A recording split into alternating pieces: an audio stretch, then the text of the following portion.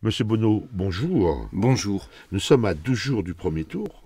Quel est votre meilleur souvenir en tant que président?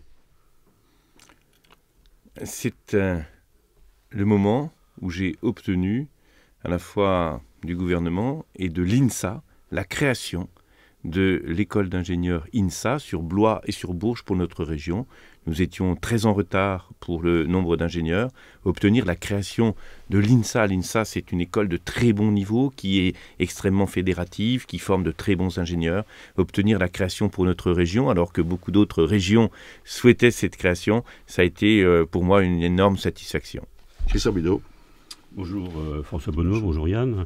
Revenons à une actualité moins souriante, François Bonneau. Notre pays vient d'être endeuillé par les odieux attentats de Paris. La campagne pour les élections régionales a été suspendue, puis vient de reprendre petit à petit lundi pour ce qui vous concerne. Est-ce que vous ne trouvez pas que les citoyens français ont d'autres chats à fouetter, d'autres préoccupations que les élections régionales, que de s'interroger sur les TER, les lycées, l'économie? Ils veulent surtout de la sécurité, vous le ressentez, vous? Ils veulent de la sécurité. La campagne n'a pas du tout la configuration habituelle. Je souhaite véritablement que dans ce moment particulier, nous soyons très attentifs à ce qui se passe dans notre pays. Ce qui est agressé, c'est la République. Ce sont les valeurs de la République qui sont mises en cause. C'est une agression terrible contre notre civilisation. J'étais très récemment aux obsèques de ces deux jeunes de Blaisoises qui ont été parmi les 130 victimes. C'est ça qui est au cœur des préoccupations de nos concitoyens. Et ce que doivent faire les élus, ce que doivent faire les responsables publics, c'est porter leur voix, porter leur dialogue, leur contact au niveau qui est celui des valeurs de la République, de la défense à la fois des libertés et de la sécurité. Néanmoins, la région n'a ni compétence sur Schengen, ni sur la lutte contre le terrorisme. Qu'est-ce qu'elle peut faire en matière de sécurité pour rassurer les Français ? La région doit agir là où elle a des responsabilités et j'ai pris, en ce qui me concerne, l'initiative d'entrer dans une discussion extrêmement pressante avec les autorités de l'État sur la problématique de la sécurité aux abords des lycées. On sait qu'avec la loi E20, les jeunes, désormais, ont pris l'habitude de sortir de leur lycée au moment des récréations et de se trouver regroupés par centaines devant leur lycée. Ce sont des lieux qui sont des lieux d'exposition et de fragilité dans un moment tel que celui que nous connaissons. Nous travaillons très certainement, la proposition que je porte, c'est de faire dans tous les lycées où c'est possible, à l'intérieur des lycées, dans des endroits protégés, de faire des lieux où se regrouperont les éventuels jeunes qui fument, de manière à ce qu'ils soient dans un lieu de sécurité. Il faut en tout lieu rechercher ça. Et en même temps, il faut agir en prévention. On sait que le terreau de l'extrémisme, c'est souvent la misère sociale, c'est souvent la relégation. Donc faire en sorte que les jeunes, par l'éducation, responsabilité des lycées, des CFA, que les jeunes par l'éducation, par le sport, par l'accès à la culture, puissent être pleinement intégrés et s'approprient les valeurs de la République, s'approprient la richesse et la grandeur de la liberté d'expression, s'approprient la fraternité, les valeurs de la fraternité, et par leur réussite sentent ce que c'est que l'égalité dans la République. Sécurité dans les transports aussi, puisque c'est de la compétence du Conseil régional. Alors, sécurité dans les transports aussi, c'est une grande complexité. Ça passe manifestement par l'accroissement des personnes qui seront, et c'est le rôle de la SNCF, qui sont en situation d'observation de ce qui se passe dans les rames. Il faut à tous les niveaux et dans tous les lieux en appeler aussi à la responsabilité citoyenne. Elle fonctionne de manière vraiment magnifique dans cette période. On voit on a vu des gens ouvrir leurs portes l'autre nuit à Paris pour protéger, etc. Il y a un exercice de responsabilité. Il y a aussi un soutien sans faille à apporter aux forces de sécurité. Un soutien sans faille aux forces de sécurité, et puis dire combien ce qui est fait aujourd'hui dans l'ordre de la solidarité, je pense à celles et ceux qui se sont mobilisés pour les soins, est essentiel. J'aimerais que nous revenions sur le dossier du transport. Quelles sont vos dispositions dans les années à venir pour développer le transport en région centre? Si vous allez axer sur le ferré ou sur le routier? Et la mobilité des gens est aujourd'hui une donnée fondamentale. De plus en plus de personnes sont amenées à faire du domicile-travail un petit peu long, parce que l'entreprise évolue, etc., parce qu'ils habitent un peu à l'extérieur des agglomérations, que c'est plutôt une bonne chose. Sur certains endroits, il faut faire le ferré. Je pense, nous sommes à Orléans aujourd'hui, je pense à une situation que je connais bien tous les matins, l'entrée est de l'agglomération orléanaise, avec des files de voitures interminables pour entrer dans Orléans. Il faut passer, dans ces cas-là, de la route au rail. Et c'est la raison pour laquelle j'engage, d'ici 2020, le grand projet qui est Orléans-Châteauneuf par le rail, réouvrir cette ligne qui a été fermée en 1962 et qui aujourd'hui serait extrêmement utile. On parle de 8000 usagers par jour. C'est un point important. Mais aussi Chartres-Orléans, nous avons commencé, Chartres-Voves, une partie du trajet est faite, ça va circuler en 2016, il faut finir Voves-Orléans. Chartres-Orléans par le rail, ce sera une conjonction très importante de 2 départements dynamiques. Mais il faut aussi des travaux de sécurité sur la route. C'est pourquoi, dans le contrat de plan État-région, je me suis mobilisé à la fois pour le rail et à la fois pour la route. Ici, sur l'agglomération d'Orléans, des exemples concrets, faire en sorte que soit sécurisée l'entrée est avec un certain nombre d'aménagements pour quitter cette tangentielle, cette 2x2 voies. Il faut également, sur Gidy, il y a un projet de sortie autoroutière, faire en sorte que les modernisations nécessaires de la route puissent se faire. Quelles sont les relations que vous avez? Elles sont bonnes avec la SNCF, le TER et la région centre? C'est souvent dit, ils ne partent pas souvent à l'heure. Elles sont tendues. Elles sont tendues parce que je porte l'exigence de la qualité de service et que cette qualité de service, si elle va en s'améliorant, elle doit être toujours une priorité, que je demande à la SNCF de mieux faire encore. Plus de régularité, plus de trains à l'heure, moins de trains supprimés, et faire en sorte que dans les voitures, il y ait véritablement le confort, l'accueil normal.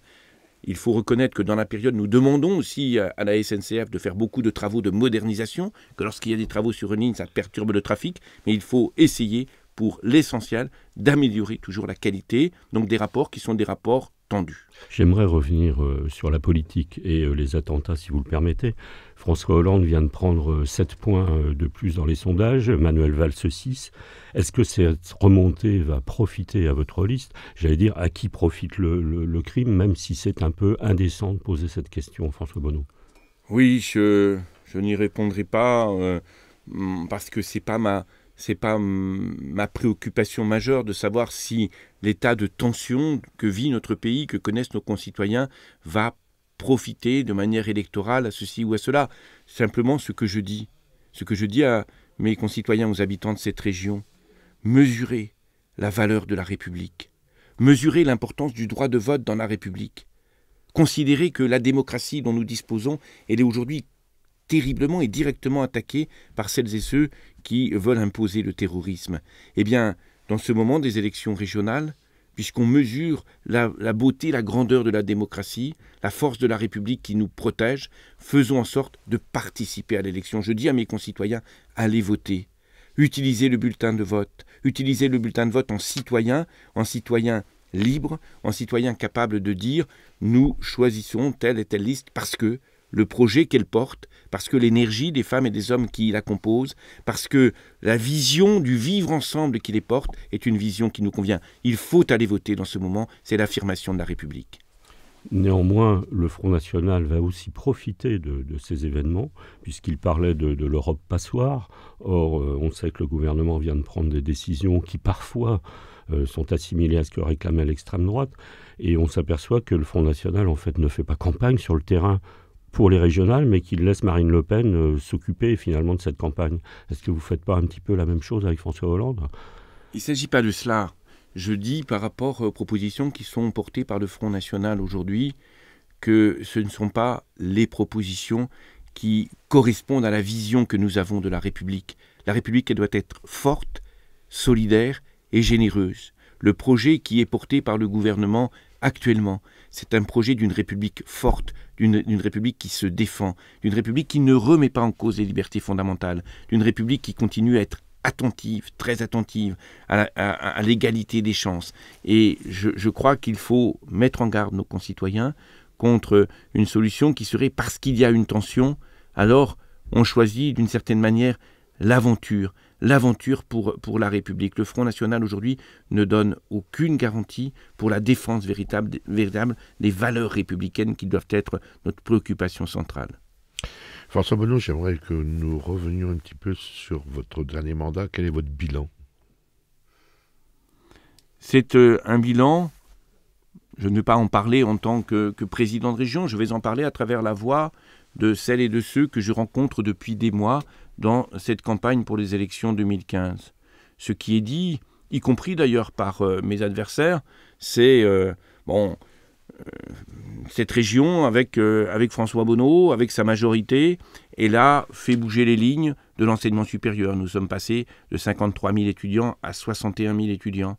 Cette région, elle a développé, peut-être même explosé le tourisme, avec la Loire à vélo, 1 million d'utilisateurs.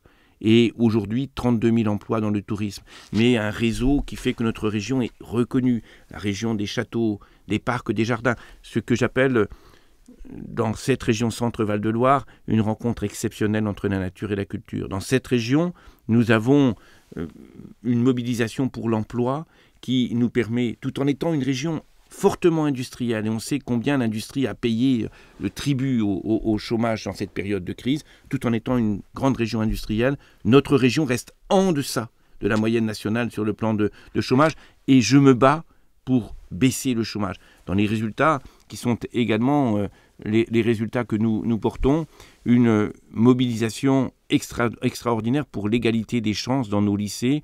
Nous avons diminué le nombre de jeunes qui sortent sans qualification et nous avons énormément diversifié dans l'apprentissage en particulier les formations qui existent et fait en sorte que notre région reste, dans cette période difficile, la 3e région sur 22 pour la place de l'apprentissage dans la formation. A contrario, François Bonneau, cette région, personne n'a voulu se marier avec elle.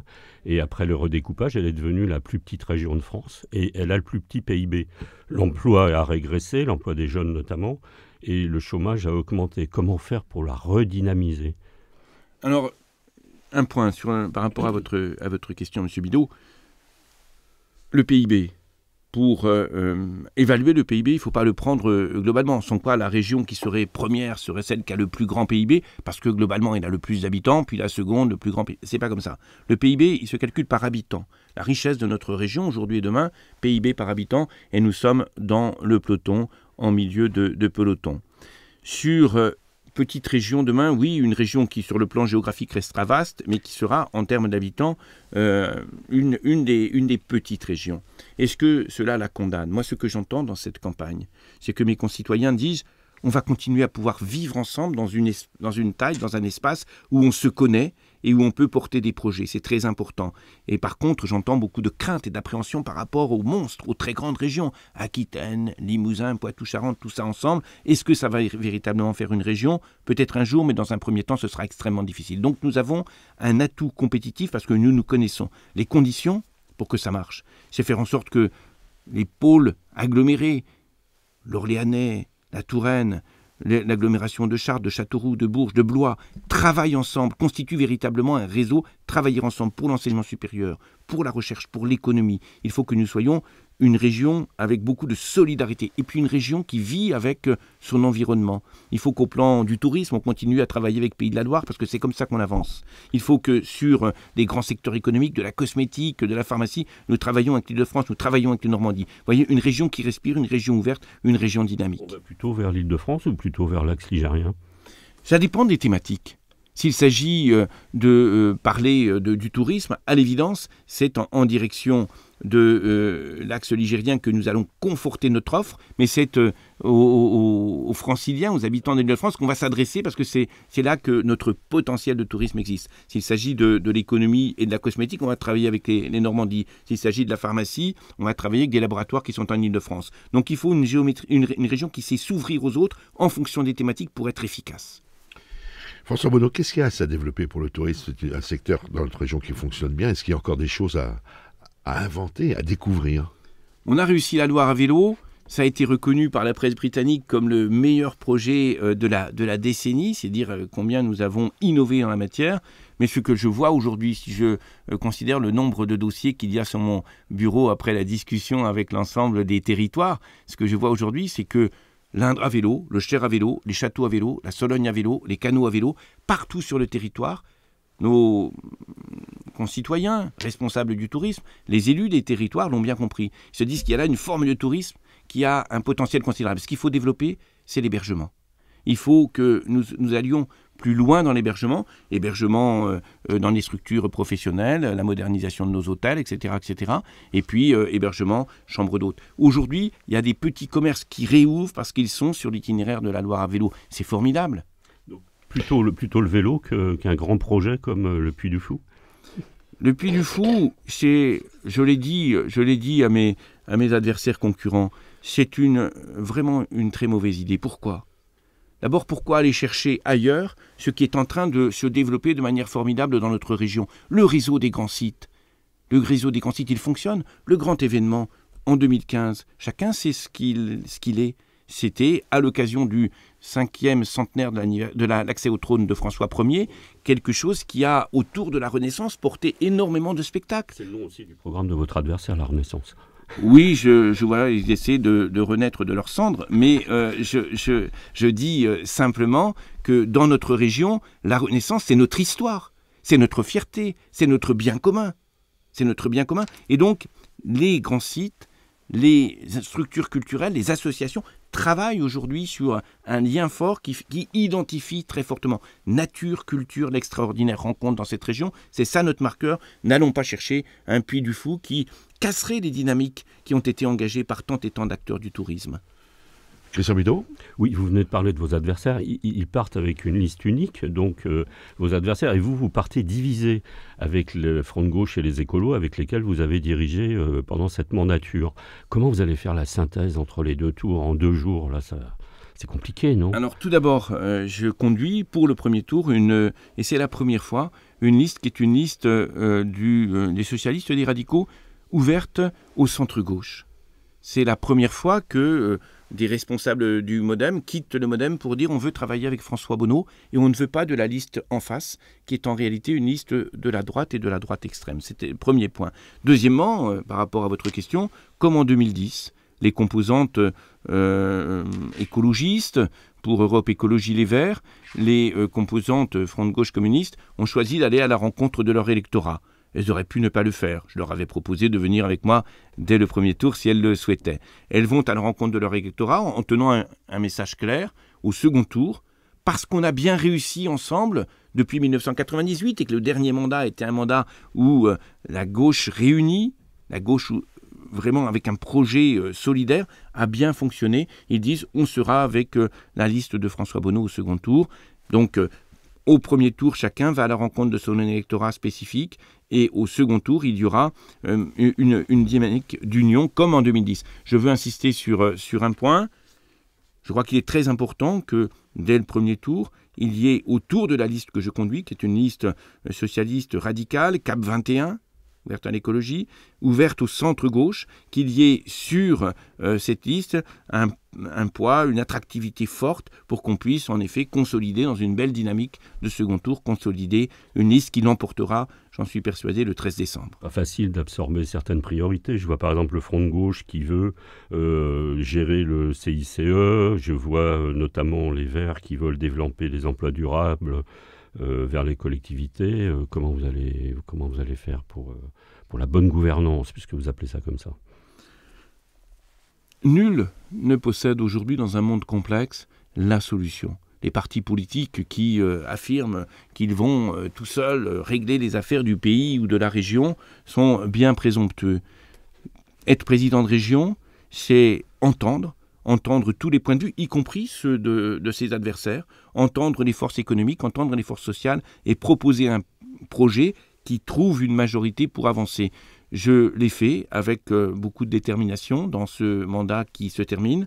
Je l'ai fait avec, vous en êtes les témoins, vous les journalistes qui suivez nos sessions, avec une très belle cohésion de cette majorité, et je continuerai à le faire. Ça suppose que sur un certain nombre de choses, nous considérions qu'en effet, on n'est pas en accord. On n'est pas en accord sur le développement de l'aéroport de Tours. Il y a des points de vue de désaccord. Il faut les reconnaître. La composante que je conduis est la composante majoritaire de la majorité, et c'est autour d'elle, en écoutant les autres, autour d'elle que nous ferons la politique pour la région demain. François Bonneau, vous venez de parler donc d'aéroports, 2 aéroports de notre région, Tours. L'ABA s'en va en 2017, il y a Châteauroux. Quelle est la position de la région? Qu'est-ce que vous avez financé ces 2 aéroports, en faire un seul? Ou pas du tout? Ces aéroports ne sont pas concurrents, ils sont complémentaires. Ce que nous développons très centralement sur Châteauroux, vous le savez, c'est un grand projet industriel, en partie abouti. Châteauroux est aujourd'hui le premier centre de peinture d'avions au niveau européen. Et j'ai pris la décision, avec un engagement fort de la région, d'en faire également un pôle de maintenance d'avions. Nous avons besoin d'emplois dans l'Indre et à Châteauroux. On a là un potentiel extraordinaire, une piste de 3700 mètres qui est remarquée au niveau européen. Il faut que cette piste elle serve pour développer cela. Pour que l'aéroport fonctionne, il faut un trafic aérien minimum pour justifier la tour de contrôle et toute la sécurité, etc. C'est ce que nous faisons. Parallèlement, il y a l'enjeu de Tours, qui est un enjeu important. L'aéroport de Tours sert au développement économique de notre région, sert au développement du tourisme dans notre région.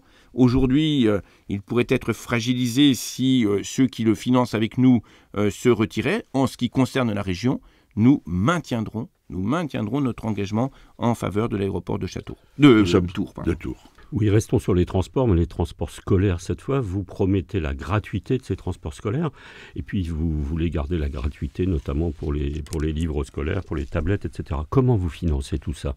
Vous augmentez les impôts, vous faites de nouveaux emprunts? Notre région, c'est pas le président François Bonneau qui le dit, c'est le magazine Capital, dans lequel je n'ai pas d'influence particulière, sur lequel je n'ai pas d'influence particulière, qui dit que la région Centre-Val de Loire est parmi les 3 régions les mieux gérées, première ex aequo avec la Bourgogne et Rhône-Alpes. C'est dire que nous avons, oui, bien géré, limité, tenu l'emprunt, refusé la facilité d'une fiscalité qui flamberait, etc. Je ne changerai pas de ligne. S'agissant des transports scolaires, nous avons considéré en 1998, et c'était un bon choix, nous étions la première région à le faire, qu'il ne fallait pas que les manuels scolaires soient payants pour les familles parce que c'était beaucoup trop lourd pour un nombre important de familles. On a mis la gratuité, on l'a mise en place de telle manière que ça ne pèse pas trop sur les épaules de la région. On a fait ensuite, vous le savez, le départ en Europe qui ne distingue pas ceux dont les parents pourraient payer et les autres. Le départ en Europe, des séjours éducatifs avec des classes entières, les jeunes partent et ça marche bien. Nous avons 12 000 jeunes à partir chaque année. Nous ferons à partir de septembre 2017, parce que c'est ce moment-là qui sera celui de la responsabilité de la région. Jusqu'à maintenant, ce sont les départements qui sont en responsabilité. Nous prendrons la responsabilité des transports et nous ferons la gratuité. Comment le financer? D'abord, nous demanderons à l'État de ne pas prélever la TVA au taux maximal sur les transports que les régions organiseront de manière gratuite et nous mènerons ce combat, ça nous paraît absolument déterminant. Un autre sujet sensible, François Bonneau, la démographie médicale. Nous sommes les derniers pour le nombre de médecins par habitant. Vous avez financé, le Conseil régional a financé des maisons de santé. Est-ce que vous allez continuer? Est-ce qu'il faut une école dentaire aussi, comme le réclament vos adversaires? Sur la santé, oui, j'ai mesuré la situation préoccupante qui était celle de notre région avec la désertification médicale ou le risque de désertification médicale. Dans ce mandat, j'ai engagé de manière très volontariste avec l'État la construction de maisons de santé pluridisciplinaires. Il y en a 42 qui sont en fonctionnement, 16 de plus qui sont en construction, et ça donne des résultats. Les jeunes médecins reviennent vers ces maisons de santé pluridisciplinaires. Ce ne sont pas les mêmes médecins qui vont dans les maisons de santé. Il y a parfois du déplacement, mais il y a des jeunes qui arrivent. Les jeunes ne veulent plus s'installer tout seuls. Par contre, ils sont intéressés à ces lieux dans lesquels ils sont plusieurs médecins ensemble, à ces lieux dans lesquels ils travaillent avec des kinés, avec des infirmières, avec des diététiciennes, etc. Donc nous allons continuer. J'en mets dans mon programme 50 de plus en financement. C'est extrêmement important. S'agissant du dentaire, nous avons pris, vous le savez, des responsabilités importantes et nous avons travaillé avec Nantes pour installer, c'est en train d'ouvrir aujourd'hui sur Orléans, sur le CHRO, en train d'installer un pôle de formation dentaire dans lequel nous aurons 24 jeunes chaque année, 24 futurs dentistes qui viendront passer 6 mois dans notre région, qui découvriront notre région, qui se formeront dans notre région et qui seront mieux à même demain d'aller dans les cabinets. François Bonneau, on arrive au terme de cette émission. Avant de clôturer, je voudrais avoir vos souhaits pour cette région.